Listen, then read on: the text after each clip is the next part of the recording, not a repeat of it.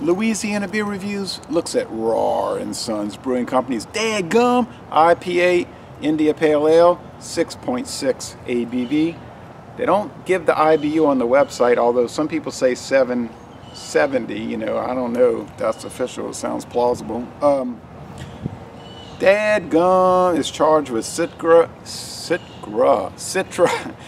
and lemondrop hops, and apparently pale malts. Now they're saying lively bitterness, good, intense notes of fresh cut pine and tropical fruit. Okay. The earliest review I saw for this on, written reviews is 2017. So apparently introduced in 2017 by Rahr and Sons. Gulps, big gulps, huh? All right. Well, see you later. Right. Okay, I don't see a date. I see a time. 11:53 at 21 seconds. Okay, all right. 306th day of 2017. I see the date, guys. I'm gonna figure out the damn Julian date. Okay. I have been to Fort Worth, Texas. I went to the Tulane University at Texas Christian University football game in 2002. Tulane was leading right until the very end and they lost, and I was very disgusted, but I was glad I didn't pay too much for the ticket. And we had a pretty interesting time. And when I think of Fort Worth, Texas, I think of that US Highway 287 that goes from Port Arthur, Texas, all the way northwest. It's like almost literally northwest all the way. All the way, Denver, Colorado, Cheyenne, I think it's Cheyenne, Wyoming, all the way to the Canadian border, believe it or not.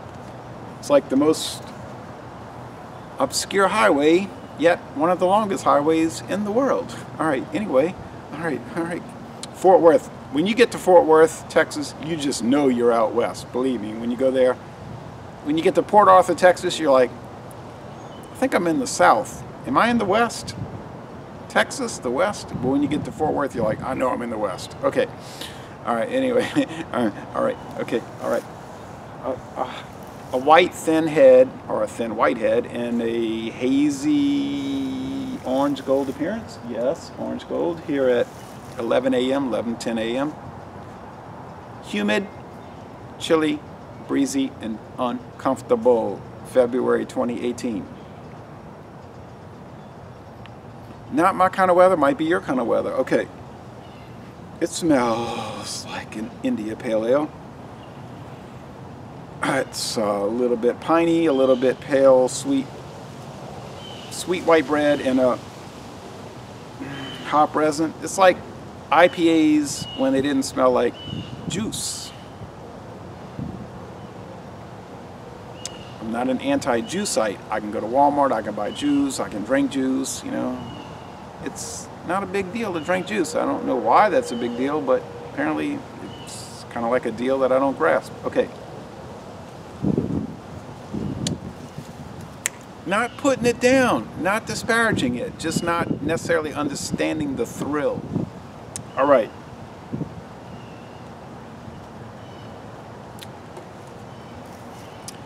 Hey, you know what? This really does taste like it's 70 IBUs. Initially, there's a pretty strong 70 IBU. I mean, what seems like a 70 IBU. Like, what I mean is a strong rush of hop bitterness. I think it will build as I drink on it and think on it.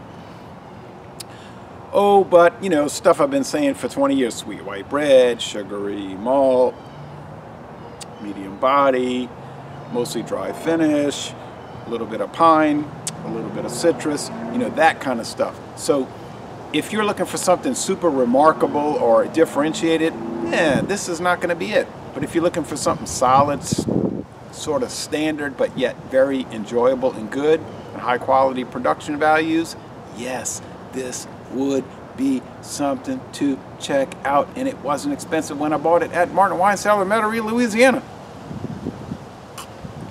I mean, it might have been $1.49, $1.69 for the can. I don't remember. I have the receipt. I can dig for it, but who's going to ask? I'm not going to look. I mean, I would if you asked. All right, but anyway, ooh, now I'm seeing a plethora of powdery and not so small powdery, fairly big chunks of white, grayish white sediment throughout. Oh, wait a minute. Hey, hey, hey. I'm liking it. I'm liking it. But it's not like a haze bomb. It's like a chunk bomb. Oh, yeah. Is it up to the Stone IPA level? I don't know about all that. I mean, I did a review of that at my friend's house in Texas, interestingly, in 2011. How time flies. And we gave it an A. Although my friend Paul, he's like, tastes like beer. I'm like, well, of course it tastes like beer. It is beer, isn't it? But, you know, his cynical ways. But that was a bottle. This is canned. You know, everything's canned now. I still think it's a quality offering.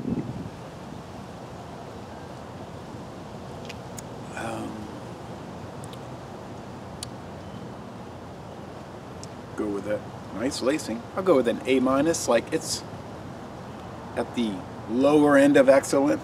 My daughter always says, what does that mean, the lower end of excellent? I said, well, you know, even if one makes an A on the test, all A's are not the same, right? A-, right? You have an A-, A, and A+.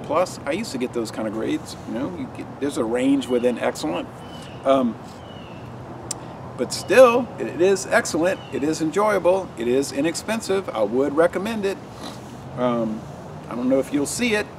It's from Texas, which is like a whole other country. So anyway, yeah, I think there's at least one other video review for this. Some written reviews, which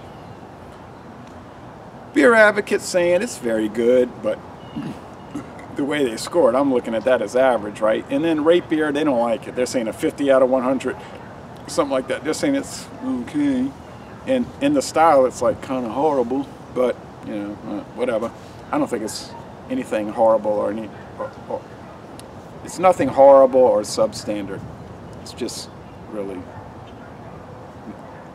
really nice. So,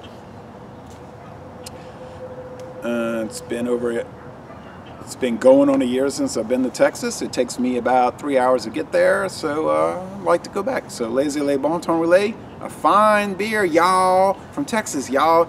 Yee-haw! And I'm going to end this review by saying, y'all, come on down to southeastern Louisiana.